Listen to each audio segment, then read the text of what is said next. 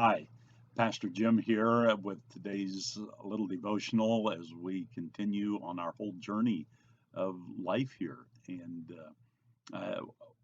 One of the things I was thinking about just as I was reading some of the Psalms, I remember how much I really like castles. I don't know if you do, but I really like them. And even as a boy, I loved to build things. I mean, we had our own little forts up in trees and on the ground, and even one time under the ground. Uh, but to go and see castles, some things that are have been built and they're so strong and firm. We've had a chance to go to a lot of places and see them. And I mean, there are some here. I'm going to show a couple of pictures that you might enjoy. Some of these are in England, actually the Tower of London, and just the whole fortress there is it's amazing and how strong and enduring.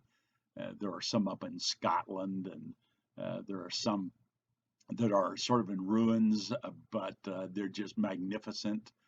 Some of them, like in Edinburgh, is a very strong fortress yet. And you just get the sense of, wow, just how strong this is. And even here in the States, the fortress of Ticonderoga, and all that it has and all the battles it was in our history. But what a strong fortress it is. Now, I'm telling you all these things and reminding you of this. They're kind of neat to think about. But this is an image God says about his protection and his care of his people. And I just want to think about that just for a minute here. I was reading in Psalm 144 uh, just a couple of days ago. And in that, David writes by the Spirit of God, he says this: Praise be to the Lord, my rock. We've talked about that before. Who trains my hands for war, my fingers for battle. He has a battle going on, okay? But then he says this, verse 2: He, that is talking about God, he is my loving God and my fortress, my stronghold and my deliverer, my shield in whom I take refuge, who subdues people under me. And he says that about the character of God and who God is as David faces these battles.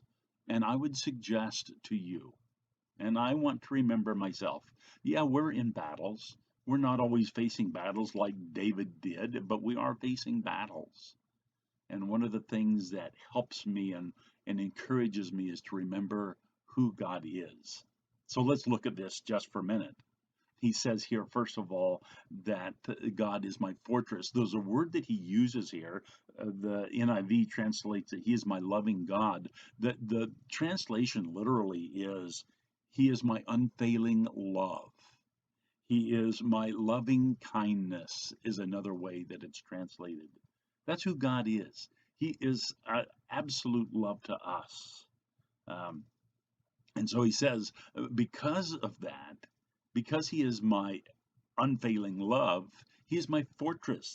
That's who I can rest in. He is my stronghold. The stronghold is the idea of going up to a high place, be safe and secure, and hold back the enemy. Understand this. He is saying that God is his fortress. I want to challenge us and challenge me to remember that he's saying his fortress is not in other things. It's not in other people. It's not in my own power, own strength. It's not in my riches. It's not in my wealth. It's not in myself at all. My fortress needs to be in God, doesn't it? And when we remember that he is the one who is our fortress, when he is the one who surrounds himself around us, what a great comfort and encouragement that is. And when I have enemies, when I have things come at me that are hard and I don't understand, instead of trying to stand my own or bring other things around me, the first of all, to put myself in him. Let him be my fortress. And then he also says here, As he goes on, he is my stronghold, he is my deliverer, my shield in whom I take refuge.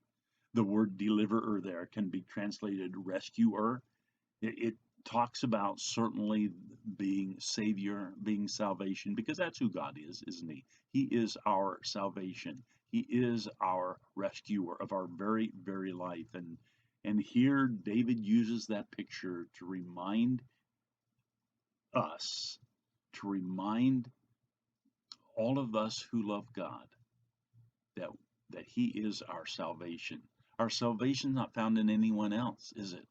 Remember when Peter stood before the Sanhedrin, those who had crucified Jesus just a short time before, and he stood up and he says to them, "There is no other name under heaven given among men by which we must be saved." it, uh, our salvation is found in Jesus. God has provided that, and here David reminds us he is our deliverer, he is our rescuer, and so since that is true, I can take refuge in him. I can hide in him, and he shields me. Then he says he's my shield in that, shielding in the sense of protection. And that doesn't mean hard things aren't going to come, but it does mean that he is standing there with us. That is what God does for us. Isn't that great? I'm so glad to remember that as I read Psalm 144. David goes on, he talks about all the things that God does. He says, even the wonder that God, the God of the universe, thinks of little old me. But he does. He goes to war for me. He goes to fight for me. He provides for me. He delivers me. All those things. But coming back, first of all, to remember that He is my loving kindness. He is my God, and therefore I let Him be my fortress. Will you let God be your fortress today? Center yourself in Him. I want to do the same thing. Until next time, we'll talk again.